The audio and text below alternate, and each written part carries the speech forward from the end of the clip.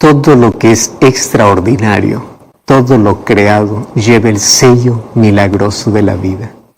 Así decía una crónica titulada, porque allí contaba la historia de un doctor que participó en 10,000 milagros. Tú puedes decir, ¿cómo es posible ver 10,000 milagros? Y obviamente que se refería a un médico obstetra que luego de 42 años de poder practicar su profesión, él seguía sintiendo ese asombro, porque hay algunos que con el tiempo lo pierden, ¿no? Ese asombro cada vez que él podía ver el nacimiento de un bebé. Cada vez que había un recién nacido, el médico decía, estoy viendo un nuevo milagro. Qué linda, ¿verdad? Por eso es que él decía, yo contemplo con alegría y con respeto el misterio de la vida. ¿Sabes que la vida en sí ya es un hecho sobrenatural? Desde que abrimos los ojos tenemos que agradecer a Dios.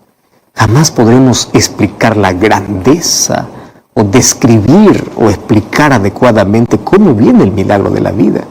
¿Cómo un ser humano se puede formar en el vientre de una madre órganos, sistemas, cerebro, para que funcione bien? Esto realmente es un milagro.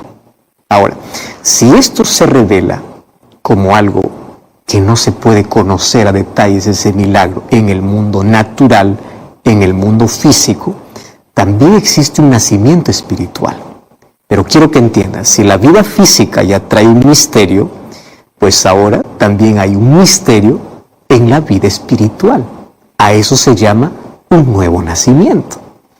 La facultad que el ser humano tiene de poder pensar con nobleza, de sentir diferente, de tener la capacidad de abnegación, capacidad de amar, de vivir de una forma sabia, correcta, desinteresada, de hacer el bien para los demás, de practicar la pureza y la lealtad. Esto no es natural. Esto significa un milagro extraordinario. Y ese milagro, aun cuando se origina en el ser humano, no viene del ser humano, porque el ser humano no puede generar por sí mismo ese milagro. Esa vida abundante y generosa está más allá de nuestro alcance, de nuestra capacidad. Fíjate, el ser humano puede tener elevada cultura, puede dominar todas las ciencias que quiera, puede saber de arte, de letras, puede tener todos los títulos, todos los diplomas, puede ocupar la posición más destacada en cualquier actividad de esta vida, puede tener la cantidad de dinero que tenga, pero ninguna de estas cosas son suficientes para tener una nueva naturaleza, una vida espiritual.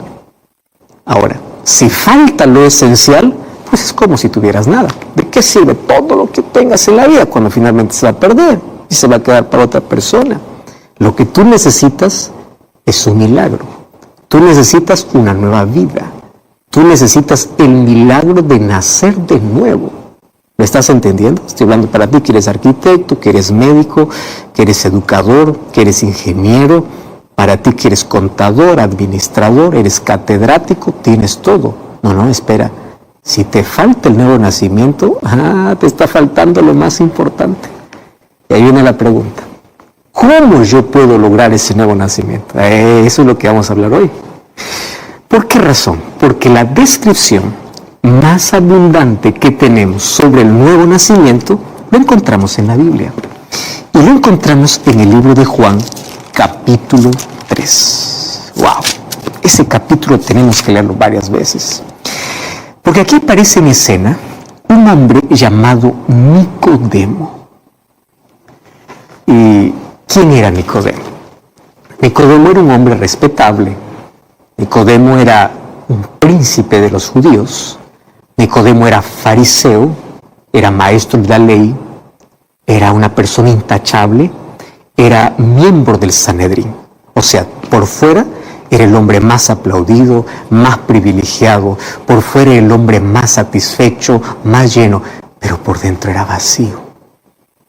No pienses que aquellas personas que aparentemente tienen todos los privilegios son felices, o aquellos que alcanzaron gran éxito en la vida son felices. Nicodemo era rico, Tenía buena familia, tenía riqueza, tenía poder, tenía influencia, tenía todo.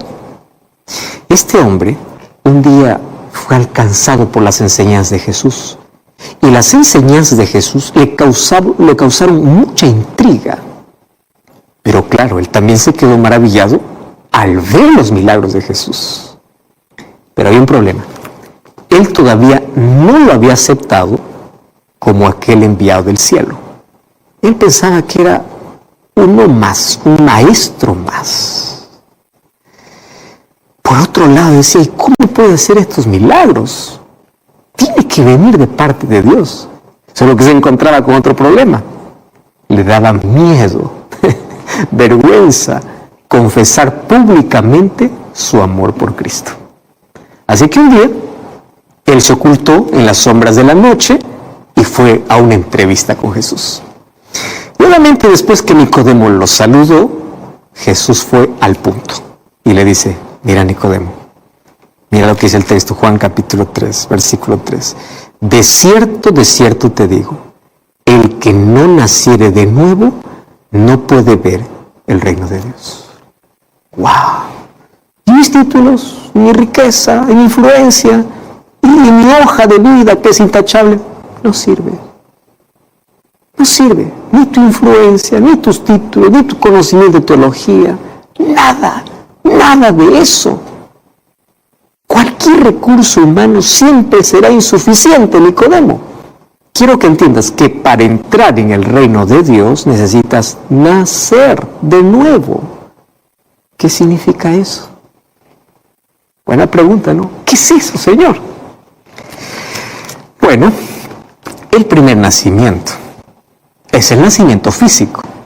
O sea, el nacimiento físico es ese portal de entrada al privilegio que tenemos de vivir, el cual todos los que existimos hemos participado de ese nacimiento. Sin embargo, mira, querramos o no, nacimos pues para un mundo de tristeza, para un mundo de pecado. Bien lo describió Job. A mí me encanta cuando Job escribe en su libro, obviamente, o Job, el libro que lleva su nombre, Job capítulo 14, versículo 1 y versículo 2 dice así: el hombre nacido de mujer, o sea, aquel que nació, corto de días, hastiado de sinsabores, sale como una flor y es cortado, huye como la sombra, no permanece. Qué triste, ¿verdad? Vida corta, y la corta vida llena de sinsabores. Claro que tiene sus satisfacciones, pero los sinsabores son más. ¿Estás de acuerdo o no? Este texto es real. Un día, David, abrumado por sus faltas, en Salmo 51:5, decía: he aquí yo en maldad he sido formado, en pecado me concibió mi madre. O sea, ese primer nacimiento representa aquel nacimiento que es marcado por la mancha del pecado. Y el pecado trae terribles consecuencias de dolor y de muerte. Para eso nacimos. Sin embargo, Jesús enseñó que debemos nacer otra vez. ¿Lo estás entendiendo? O sea, ese nuevo nacimiento es diferente del primer nacimiento. El primer nacimiento ocurre sin nuestra decisión. Nadie decide nacer, ¿verdad? Pero el segundo nacimiento sí es una elección. Si tú entiendes esto, genial. Segundo nacimiento nadie te obliga, es una elección. Volvamos a esa entrevista de Jesús con Nicodemo. Juan capítulo 3, versículo 4 hasta el versículo 7. Y allí dice así, Nicodemo le dice: ¿cómo puede un hombre nacer siendo viejo? ¿Acaso puede entrar de nuevo al vientre de la madre? Tú sabes que entre los profundos conceptos aquí presentados por Jesús, obviamente se destaca la oposición que existe en una lucha, a lo cual Jesús los llama las obras de la carne y las obras del Espíritu. A mí me encanta porque aquí Jesús muestra estos dos mundos, una guerra entre la carne y el espíritu. Pastor, ¿dónde está eso? Aquí Jesús le dice en el versículo 6, lo que es nacido de la carne, carne es, y lo que es nacido del espíritu, espíritu es. Una lucha, una oposición entre dos cosas diferentes. Lo que es nacido de la carne, carne es. Lo que nació del espíritu, espíritu es. Entonces tú quieres nacer del espíritu, tienes que nacer de agua y del espíritu. Eso dice en el versículo 5. ¡Wow! Ahora, presta atención aquí. Aquí está hablando de asuntos espirituales y de cosas que se oponen entre sí de manera absoluta. Entonces, la carne, ¿qué cosa hace?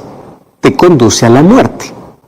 Y el espíritu, o el nacimiento espiritual, te conduce a la vida eterna. Entonces, aquí tenemos dos opciones. Si nacimos solamente una vez, nuestro destino es la muerte. Si volvemos a nacer, tenemos esperanza de vida eterna. Pastor, yo no estoy entendiendo. ¿Qué es eso de la carne? Déjame explicarte. Cuando habla lo que es nacido de la carne, carne es, está hablando de nuestra naturaleza pecaminosa. La naturaleza con la cual todos venimos a este mundo, todos nacimos.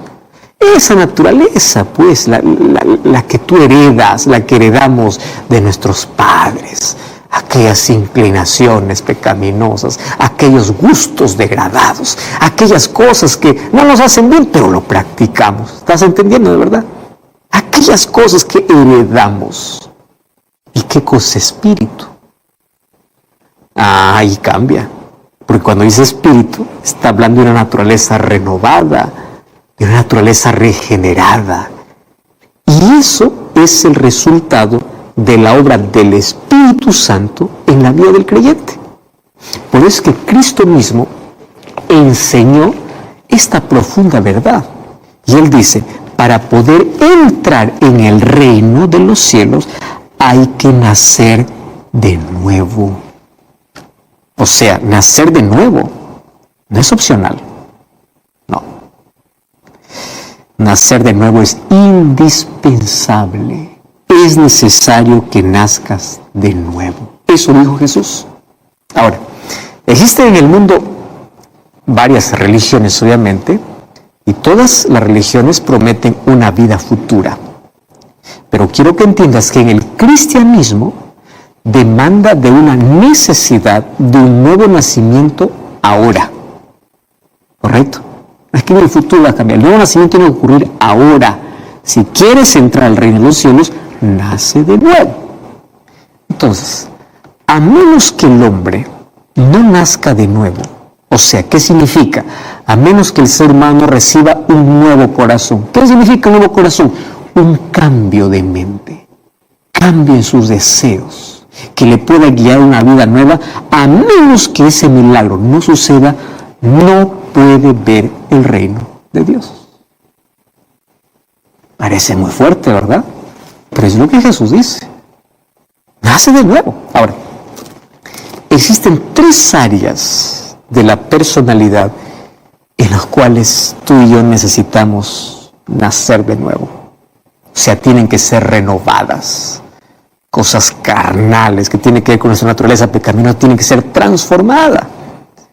Y eso es la buena nueva del Evangelio. La buena nueva del Evangelio es que Cristo quiere restaurar su imagen perfecta en mi vida. Aquella imagen que el pecado manchó.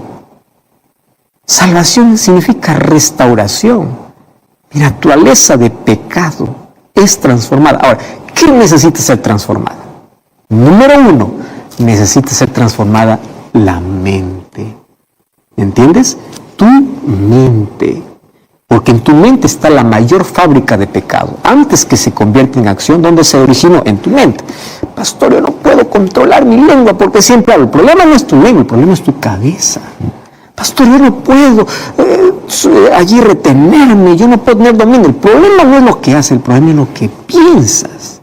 Entonces, Dios quiere transformar tu mente. Cuando dice la Biblia, dame tu corazón, está diciendo, dame tu mente. Yo quiero ocupar un lugar en tu mente. Mira lo que dice el libro de 1 Corintios capítulo 2.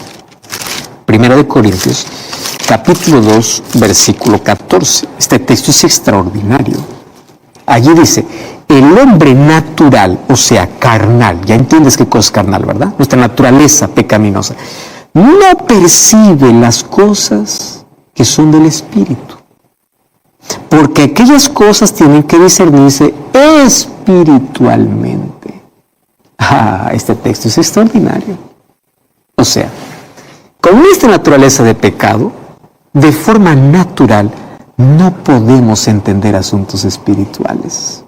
No podemos entender la salvación, no podemos entender las profecías, no podemos entender nada de la Biblia. ¿Lo comprendes?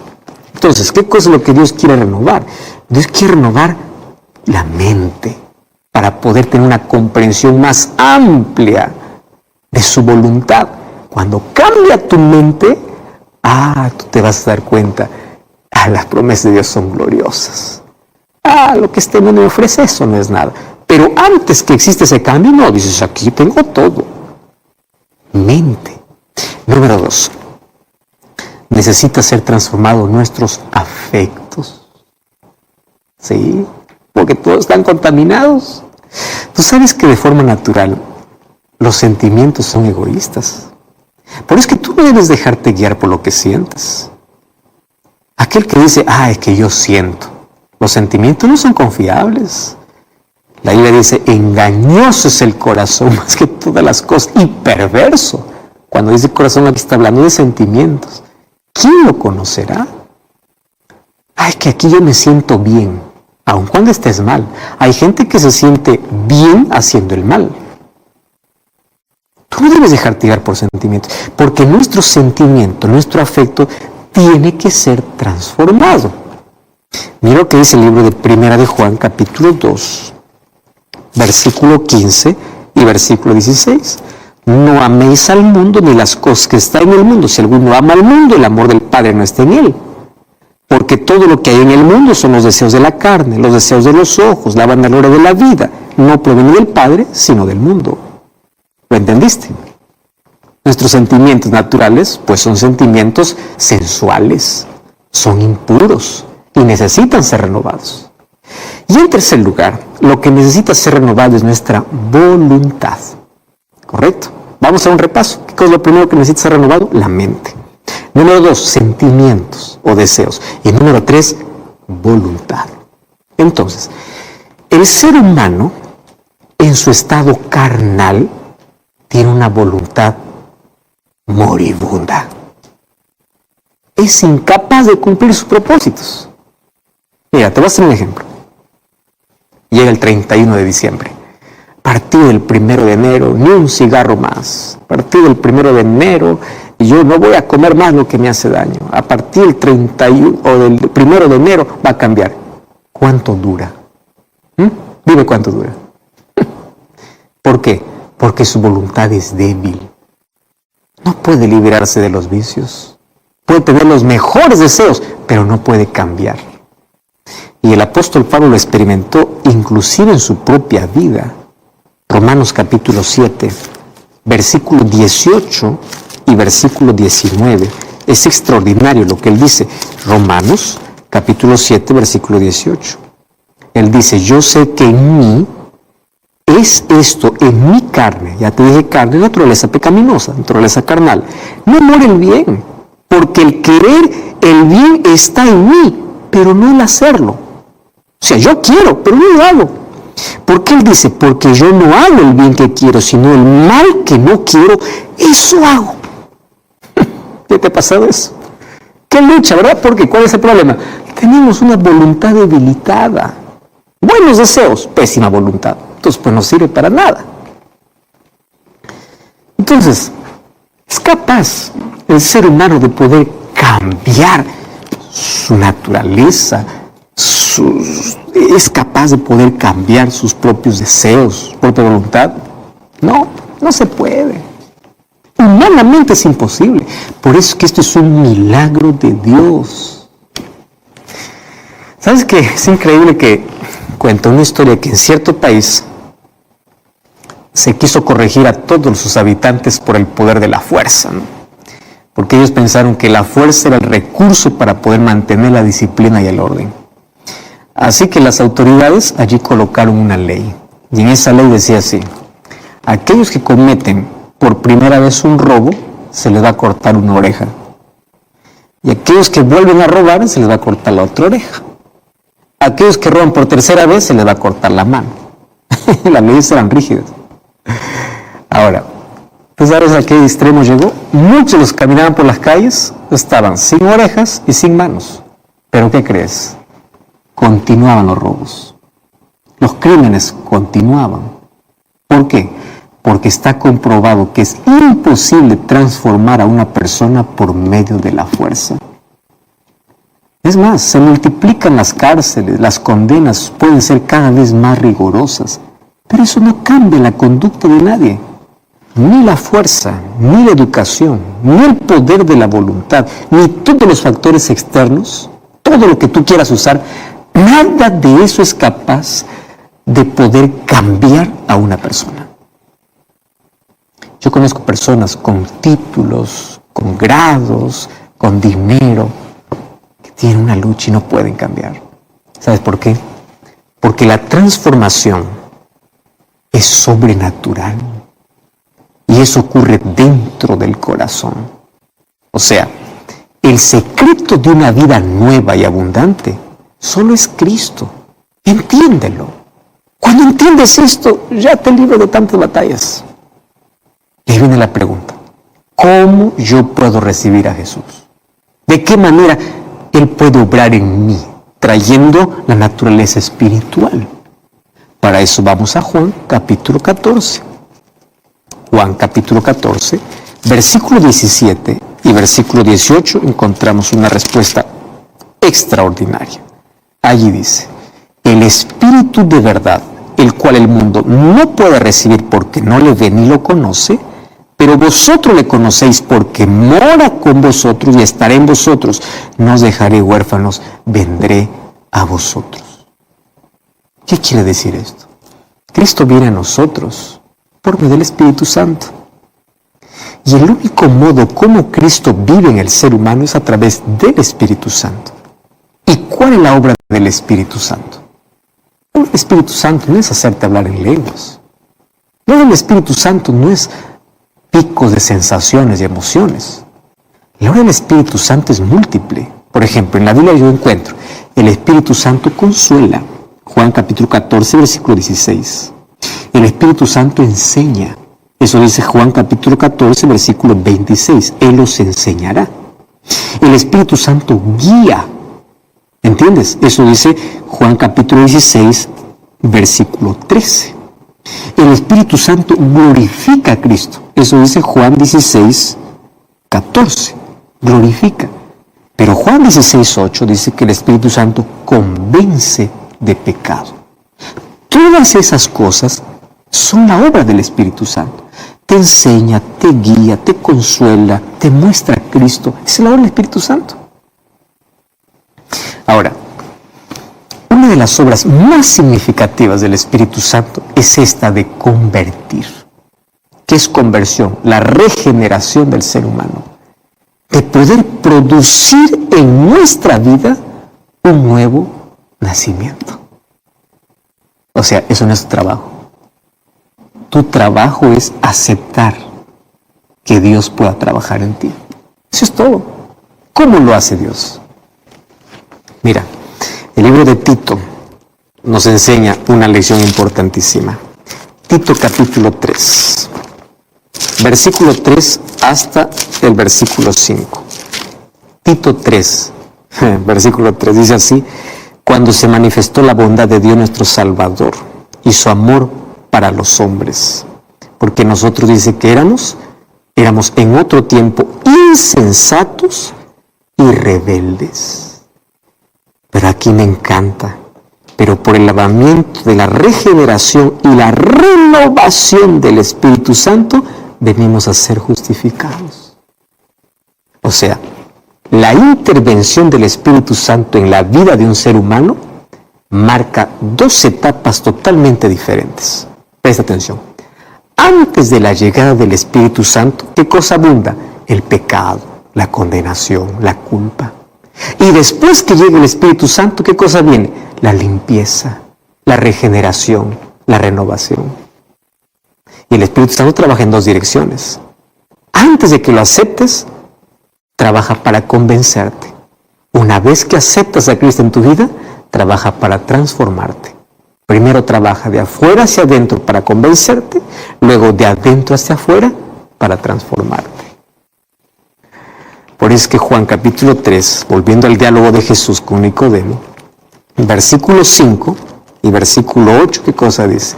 Respondió Jesús y le dice, de cierto te digo, que el que no naciere de agua y de espíritu no puede ver el reino de Dios. Y Jesús coloca una ilustración. Ahí dice versículo 8, el viento sopla de donde quiere, oye su sonido, mas ni sabes ni de dónde viene ni a dónde va. Así es todo aquel que es nacido por el Espíritu Santo. Ahora, para allí porque aquí viene una revelación importantísima de parte de Dios. La obra de limpieza y de renovación que realiza el Espíritu Santo es invisible y es misteriosa. Tanto así que Jesús lo compara con el viento. Y el viento tú no lo puedes ver, ¿verdad? Es imposible poder anticipar por dónde va el viento, porque su giro puede ser caprichoso. No es fácil de decir, el viento va para acá, porque puede ir en otra dirección. Tú no puedes saber, tú no puedes ver el viento, pero sí puedes ver los efectos. Los efectos son visibles. ¿Cómo sabes el viento? Porque cuando pasa, obviamente, ¿qué cosa hace? Cuando el viento es fuerte, tú ves que los árboles fuertes son desgajados. Tú ves casas que pueden caer. Tú puedes ver caminos que pueden ser limpios de todo hojarasca. El viento se los llevó. El cielo puede cambiar de forma y de color. Y cuando el viento del Espíritu de Dios, porque el Espíritu Santo es representado por el viento, no es que sea viento, es un símbolo del Espíritu Santo. Cuando eso entra en nuestra vida, funciona como el viento, o hace como el viento. ¿Qué cosa hace? Derrumba los prejuicios, limpia nuestra vida de vicios y de faltas, así como el viento limpia el camino, lo limpia, nos da una nueva visión, miramos un nuevo horizonte. Eso es lo que hace el Espíritu Santo. Entonces, nacer de nuevo, ¿qué cosa es? Aprender a odiar lo malo, aquello que tú antes amabas. Nacer de nuevo es aprender a amar aquello que es noble, aquello que antes despreciabas. Simple, ¿verdad? Eso no es nacer de nuevo. Ahora, eso ocurre solamente cuando el Espíritu de Dios entre en el corazón para transformar la vida. Él hace que los pensamientos pecaminosos sean puestos a un lado, que las malas acciones puedan ser abandonadas. Es el Espíritu quien produce su fruto en nosotros: amor, gozo, paz, humildad, que reemplaza a la ira, a la envidia, a las contenciones que es la naturaleza carnal. La alegría reemplaza la tristeza. El rostro del ser humano refleja la luz celestial. Es así lo que hace el Espíritu Santo. ¿Y cómo el Espíritu Santo nos hace nacer así? El libro de Hebreos capítulo 4, versículo 12, dice así: pero la palabra de Dios es viva y eficaz, más cortante que toda espada de dos filos, que penetra hasta partir el alma, discierne los pensamientos y las intenciones del corazón. El apóstol Pablo aquí también luego nos insta a tomar la espada del Espíritu, que es la palabra de Dios. Fíjate, la palabra de Dios es un arma viviente pero poderosa. Entonces, ¿qué hace el Espíritu Santo? El Espíritu Santo te conduce a la palabra. Usa la palabra para que tú puedas recibir un nuevo corazón. Porque cuando la palabra de Dios está en tu mente, está en tu vida, tú vas siendo renovado. Eso es lo que el apóstol Pedro explica en su primera carta, primera de Pedro, capítulo 1, versículo 23. Allí dice: siendo renacidos, no de simiente corruptible, sino de incorruptible, por la palabra de Dios, que vive y permanece para siempre. Amén. ¿Cómo me encanta ese texto? La Biblia tiene poder, tiene vida. ¿Por qué? Porque este no es un libro común, fue inspirada por el Espíritu Santo. Y precisamente Dios usa su palabra para justificar y santificar a la persona, o para santificar a la persona. Santifícalos en tu verdad, tu palabra es la verdad. Gracias a la palabra de Dios el ser humano nace de nuevo, porque la palabra le orienta, es una luz, le muestra en qué oscuridad vive y empieza una nueva vida en esta tierra, que solo es el comienzo obviamente de una vida eterna y perfecta, que solo alcanzaremos en el cielo. Entonces nacimos por el Espíritu por medio de la palabra, mas también nacimos por la fe.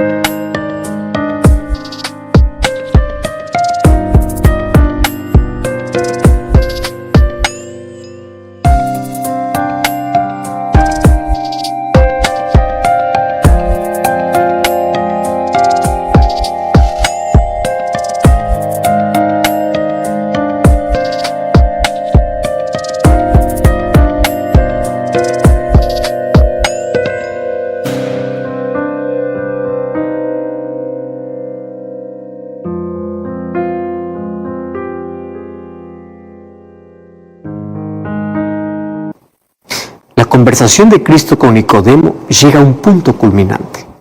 Jesús le había declarado a este fariseo que solo el Espíritu Santo le podría hacer nacer de nuevo. Y parecía que Nicodemo todavía no entiende muy bien. Por eso le pregunta por segunda vez, ¿cómo puede hacerse eso? Y a mí me encanta la respuesta de Jesús ante la segunda pregunta. Juan capítulo 3, versículo 14 hasta el versículo 16, Jesús le dice, como Moisés levantó la serpiente en el desierto, así es necesario que el Hijo del Hombre sea levantado, para que todo aquel que en él cree no se pierda, mas tenga vida eterna. Y ahí está el texto que conocemos, porque de tal manera amó Dios al mundo, que ha dado a su Hijo unigénito, para que todo aquel que en él cree no se pierda, mas tenga vida eterna. Jesús lo dijo en el contexto del nuevo nacimiento a Nicodemo. Y Nicodemo conocía muy bien la historia que Jesús había planteado.